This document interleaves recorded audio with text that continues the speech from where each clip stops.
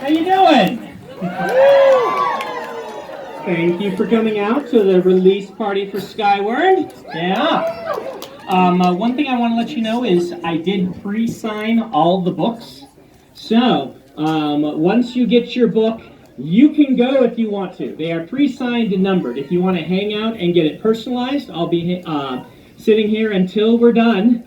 That can go pretty early in the morning sometimes, so I'll warn you ahead of time. That's why I pre-sign them at these things, so you are welcome to take off at any point.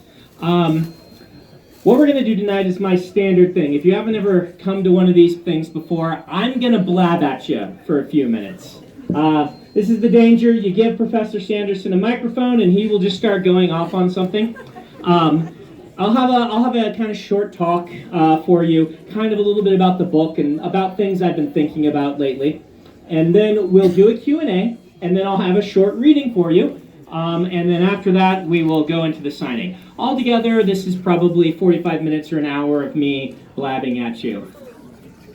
So where are we going to go? Well, you guys get to be my test audience for my speech for this particular tour. And I want to start you off thinking about, if you've seen it, if you haven't, I'll describe it to you anyway, the opening of Raiders of the Lost Ark. Wow, one of my favorite movies. And one of the reasons I love this movie in part is because the opening is so good. And if you haven't seen it, it starts off with the Paramount logo, which is a mountain, right? And then it fades right into a real-world mountain. And then the really cool thing that happens is Indiana Jones's shadow, just as a silhouette, steps up in front of the shadow and covers it up, right? And it's this really great shot because you're like, wow, Indiana Jones is bigger than the mountain. That's what that scene is telling you, right? He's bigger than the movie. He's bigger than the production logo. He is, what do I have to do? I will go. Stay away from the speaker. Stay away from the speaker. He is, farther forward you go, better. He is bigger than everything. This is going to be hard because I need my notes.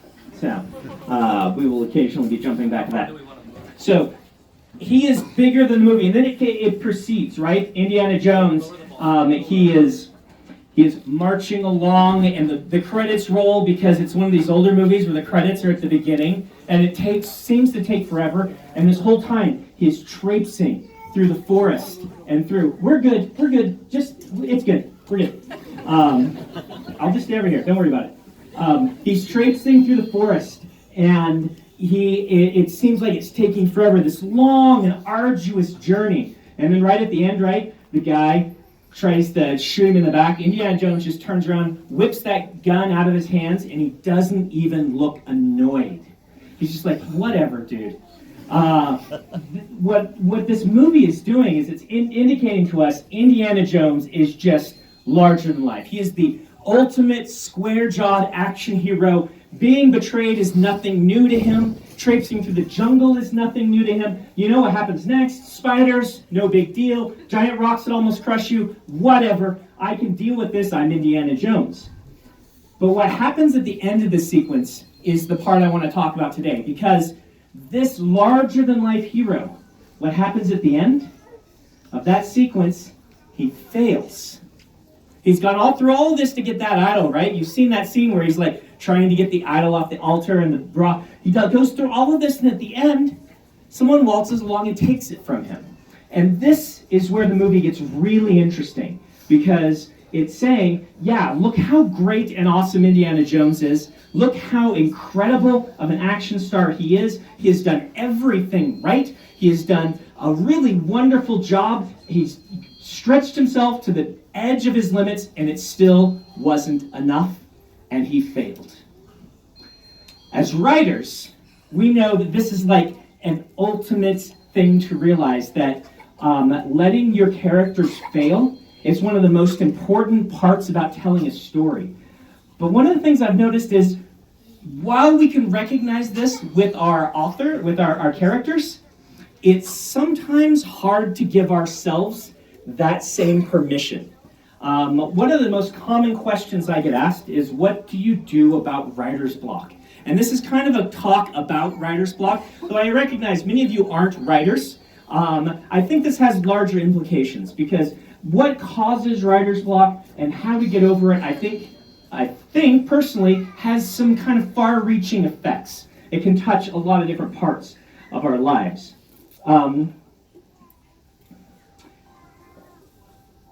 My children. This will relate, I promise. Those of you who've heard these talks before know I probably had children specifically so they would give me material for talks like this.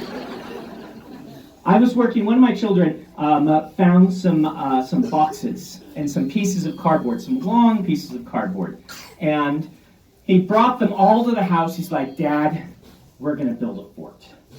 This is going to be the coolest fort that has ever been built. It's going to be amazing. And he sketched it out. He knew what we were going to do. He got the glue gun and the duct tape, and he wanted to put together this fort. And I was looking at these pieces of cardboard he got, and they did not have a lot of structural integrity. He had great imaginings. He felt very strongly about this, so I got the glue gun and I started helping him. But I knew all along this was not going to work. And I felt an impending, looming sense of sort of doom as we glued the different pieces together. He's like, if this one goes here, I'm like, not going to stand. It's not going to stand. How's he going to react when this thing falls down? We worked on it for a good half hour, 45 minutes, and he set it all up to go, and it just collapsed. It just fell to pieces. And I just kind of sat there quietly, kind of paranoid to see how he'd react. He's 8 years old. He looked at his little brother, who had been helping us out. He looked back at the destroyed fort, and he said, "We get to destroy it!" And then started stomping through it and smashing the pieces. His little brother started grabbing them. They started hitting each other with them. And, cardboard flying everywhere. And I'm like, he understands, at least in this one moment, he understands that sometimes it's okay to fail. Now, we talk about this a lot. People talk about failure a lot. They talk about it in business, how important it is to fail. For writers, though, I often mention this idea that what your characters fail at is often more important than what they succeed at. And you as writers, the ways in which you fail at telling stories is probably more important than the actual stories themselves. This does relate because Skyward, the book you guys are about to get, and the whole, exists because I failed at writing another book. This book, someone who follow my blog will know that there's a book I called The Apocalypse Guard, and in this version of the story, I'm Indiana Jones. I know, Harrison Ford. You guys read fantasy, you can imagine, right? But I like to think I know what I'm doing, right? I have written 45 books at this point. I like to think that I've got it down. I know how to construct a story. The Apocalypse Guard, it had really interesting characters, a really interesting setting. It was connected to the books some books I'd done before, to the Reckoner's books, and all the pieces that should have made for a really fantastic novel. And I wrote the book. I dedicated a big chunk of time to it. It was the first book I worked on seriously after finishing Oathbringer. I really felt like this book was going to be the next big thing.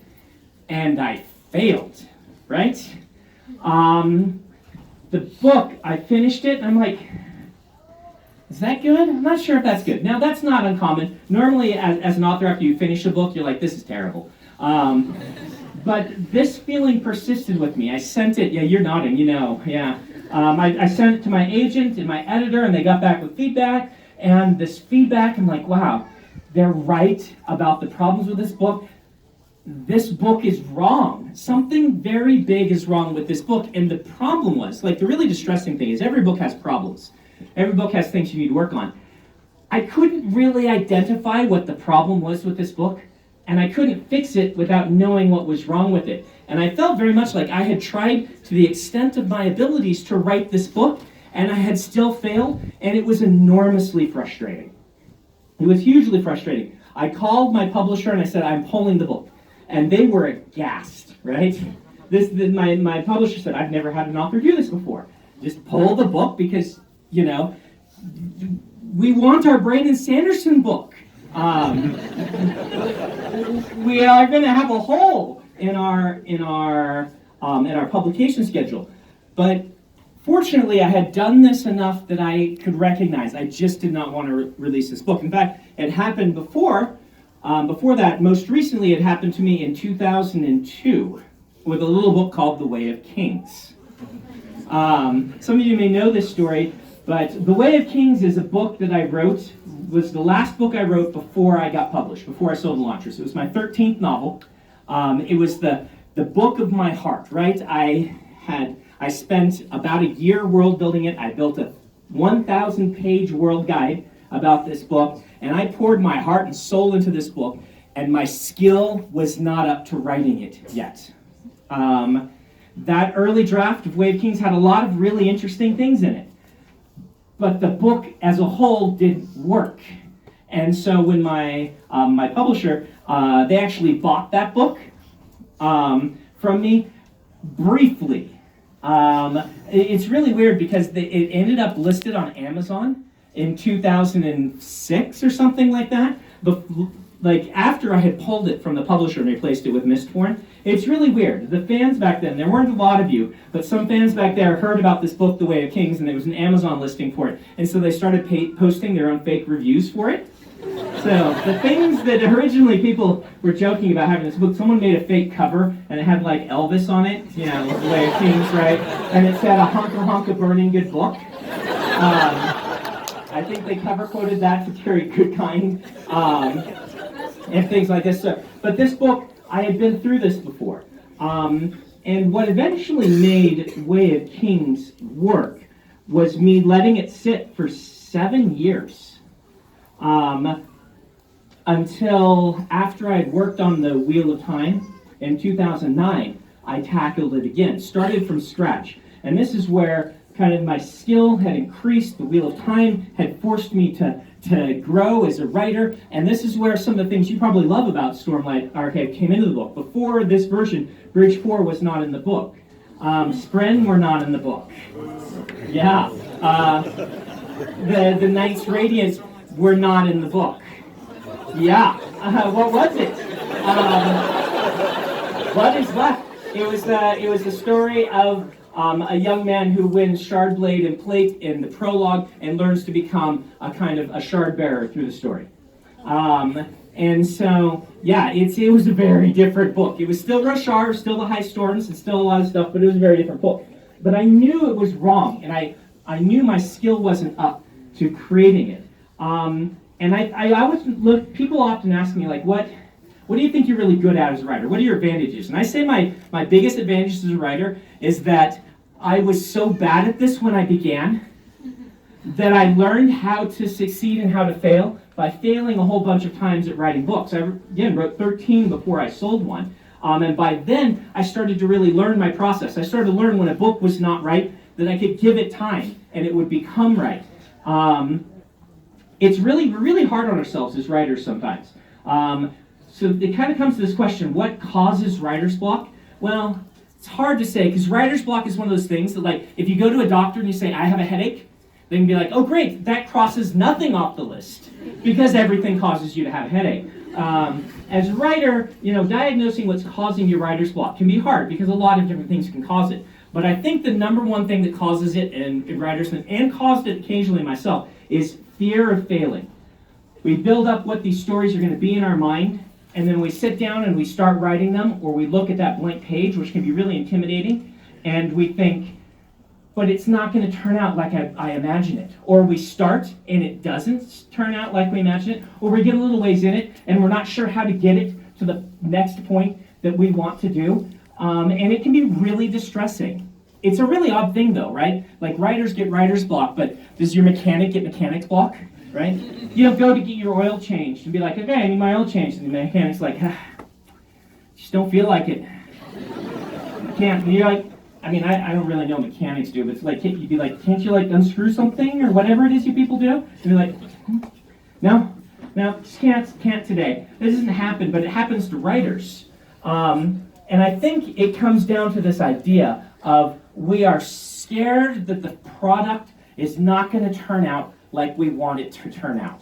We are frightened, we are worried that we're going to fail. We give our characters lots of opportunities to fail. In fact, we build entire stories around the idea that they fail. We make characters like Indiana Jones who are, the ultimate exemplar of what someone could do in this situation who still fail. But yet we feel that if we try something and fail, that it's going to be too distressing. It's going to worry us. It just gets inside of us. And I understand this completely. Putting yourself out there with art is really hard. My first story that I started writing when I was a teenager, I actually would hide it behind the picture frame in my room after I printed off copies so that no one would see it and read my terrible story. I still have a copy of that I've gone through with the red marker, because you had to do it in red, right? And I've changed things like that. But I understand, I get it. But if there's one thing I can tell you, as a new writer, as a newer artist, as whatever it is you're doing in life, it's to start looking at your art not as a product. Look at yourself as the product. The time you spend working on a new experience, the real goal of that is to change you into someone who's had that experience. The reason that Skyward exists right now is because I have been working on this story for some 6 years, and it hadn't been coming together in the outline. Something about writing Apocalypse Guard changed me into a person who, when I went back to the outline of Skyward, I'm like, oh, this and this and this. Why didn't I see this before? And it all came together. So when I called the publisher to pull the book, I already had a pitch for them on the next book. And they were kind of skeptical. They're like, we need to publish this in under a year now. And I wrote Skyward while I was on tour for Oathbringer.